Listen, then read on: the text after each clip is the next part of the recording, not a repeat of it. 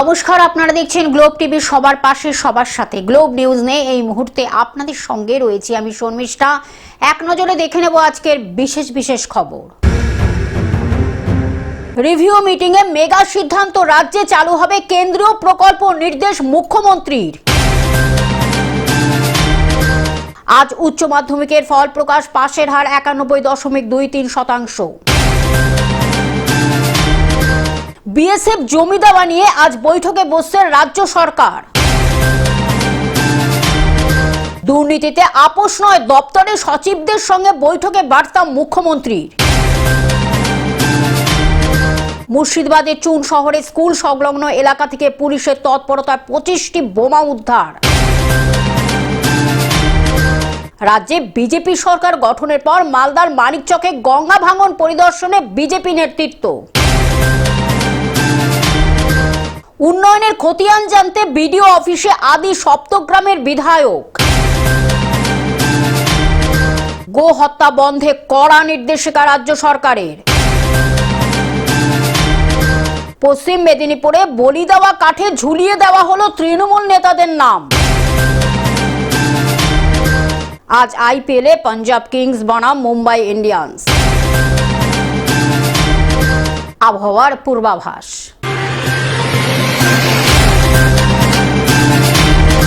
আসছি বিস্তারিত খবরে। রিভিউ মিটিংয়ে মেগা সিদ্ধান্ত, রাজ্যে চালু হবে কেন্দ্রীয় প্রকল্প, নির্দেশ মুখ্যমন্ত্রীর। রাজ্যে চালু হবে সব কেন্দ্রীয় প্রকল্প, রিভিউ মিটিংয়ে একাধিক নির্দেশ মুখ্যমন্ত্রীর। রিভিউ মিটিংয়ে মেগা সিদ্ধান্ত, 7 দিনের মধ্যে কেন্দ্রীয় প্রকল্প চালু, রাজ্যে চালু হবে সব কেন্দ্রীয় প্রকল্প।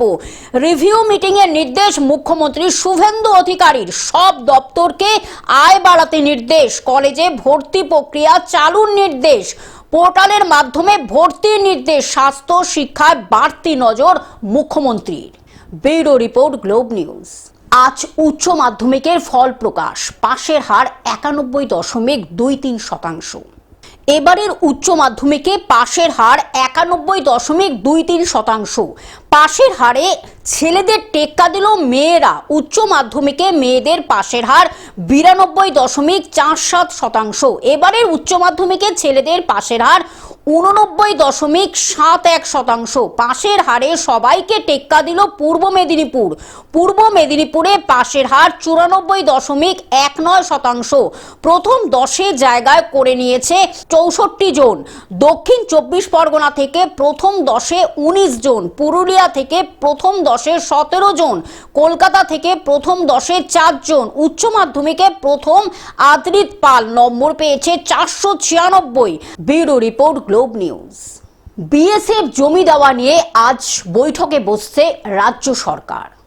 বিএসএফকে জমি দেওয়া নিয়ে আজ বৈঠকে বসছে রাজ্য। নবান্নে দুপুর 12টায় সীমান্তবর্তী জেলাগুলির সঙ্গে ভার্চুয়াল বৈঠক করবেন ভূমি ও ভূমি রাজস্ব দপ্তরের সচিব।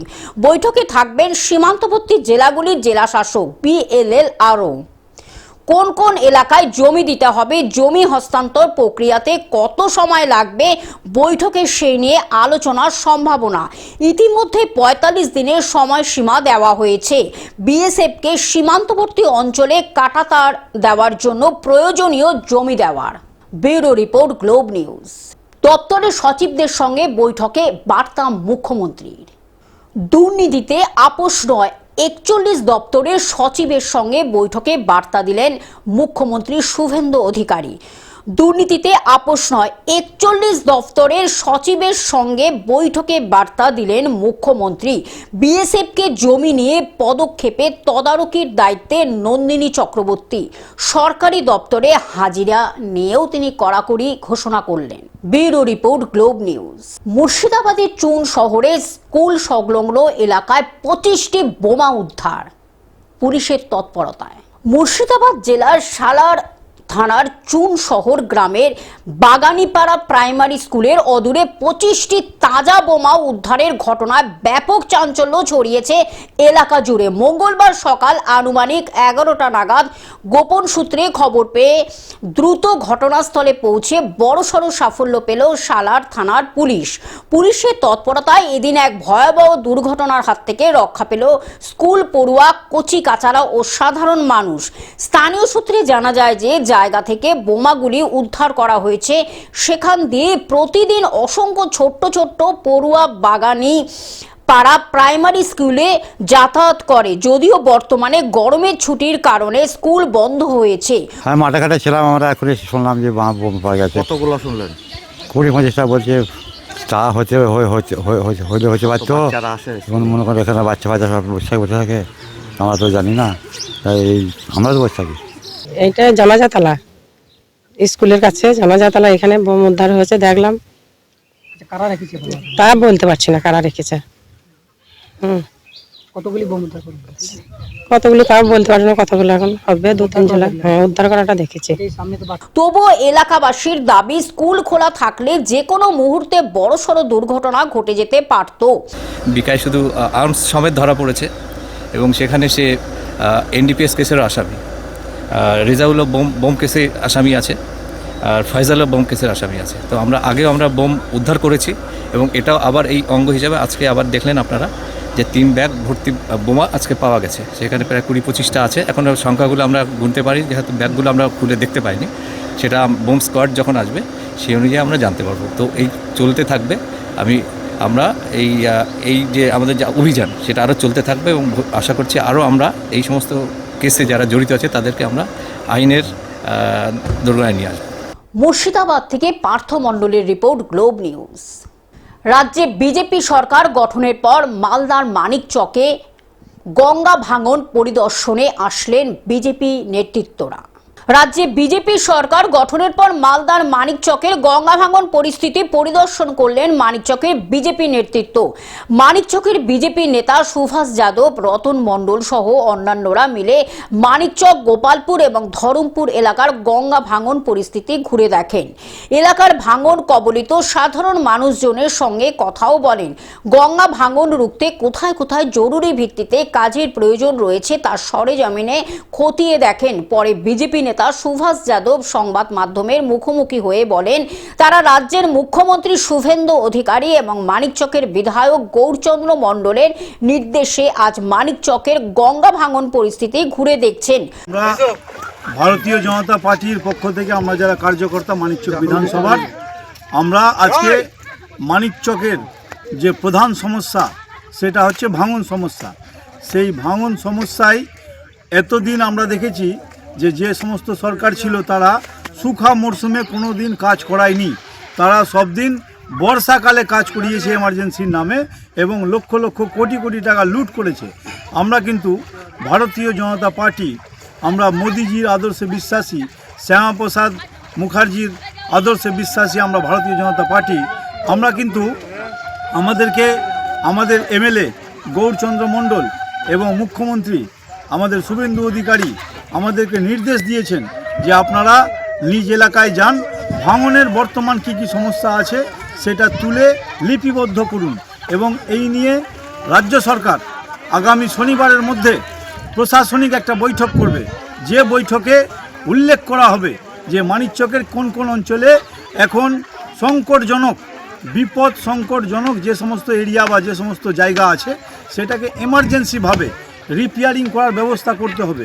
এবং আগামী দিনে মোদিজি আমাদের বলে দিয়ে গেছেন মালদার জনসভা থেকে যে আগামী দিনে মানিকচকে আর কোনো ভাঙন হবে না, ভাঙনের স্থায়ী ব্যবস্থা হবে, ভাঙন রোধের স্থায়ী ব্যবস্থা হবে, এই কথা মোদিজি বলে দিয়ে গেছেন।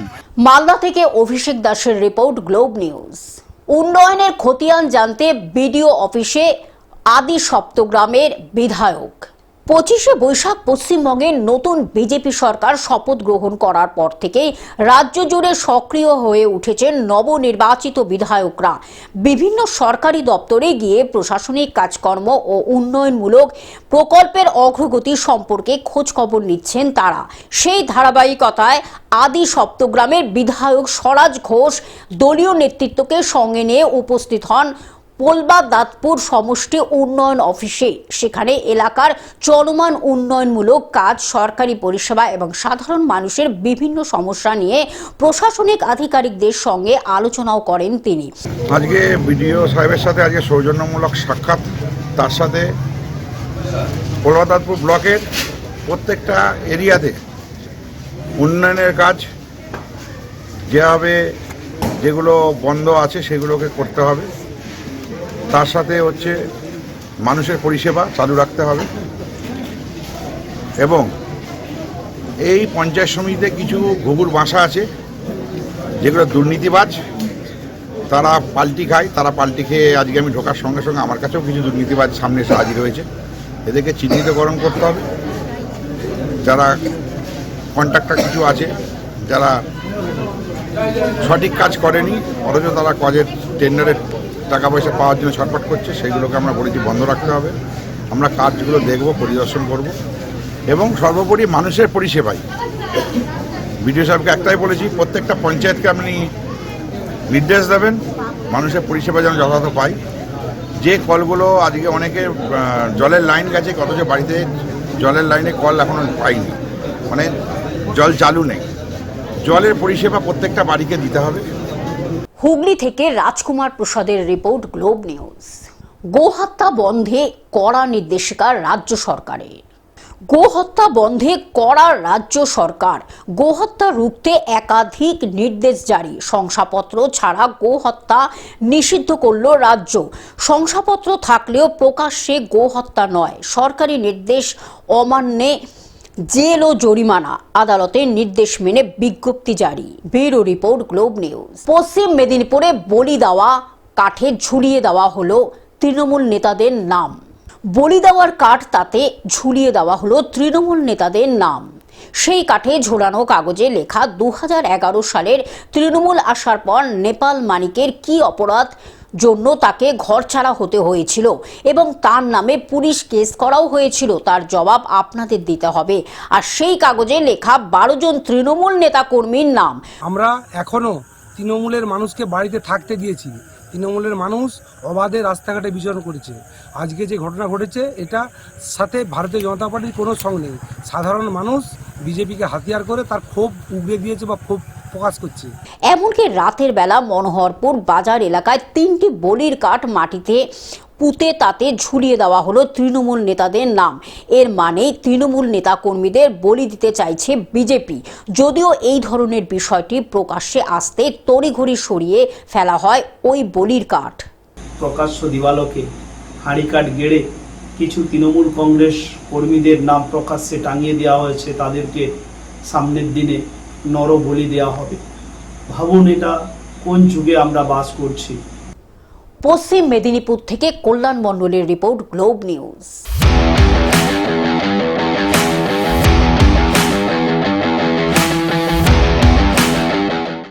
আজ আইপিএলে পাঞ্জাব বনাম মুম্বাই। হার্দিকের অনুপস্থিতিতে 3 বারই দলকে নেতৃত্ব দিয়েছেন সূর্যকুমার যাদব।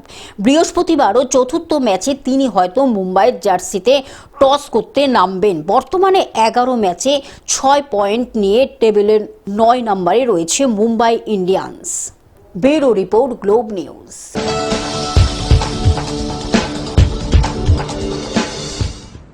আবহাওয়ার পূর্বাভাস। দক্ষিণবঙ্গে বাড়বে গরম, কমবে ঝড় বৃষ্টি, চড়বে পারদ। শুক্রবার থেকে মঙ্গলবার শুষ্ক আবহাওয়া। 2 থেকে 4 ডিগ্রি সেলসিয়াস বাড়বে তাপমাত্রা। বাতাসে জলীয় বাষ্প থাকায় গরম অস্বস্তি। আজ বীরভূম, মুর্শিদাবাদে বিক্ষিপ্ত বৃষ্টির পূর্বাভাস। হালকা বৃষ্টি হতে পারে দক্ষিণের বাকি জেলায়। Bureau report, globe news. Television ছাড়া গ্লোব নিউজ এখন সর্বত্রই সমাজ মাধ্যমে উপলব্ধ। বিস্তারিত জানতে আমাদের টোল ফ্রি নাম্বারে যোগাযোগ করুন 180089197444। এছাড়া লগ ইন করুন আমাদের ওয়েবসাইটে www.globetvindia.com। গ্লোব নিউজ এই পর্যন্ত দেখতে থাকুন গ্লোব টিভি, সবার পাশে সবার সাথে। নমস্কার।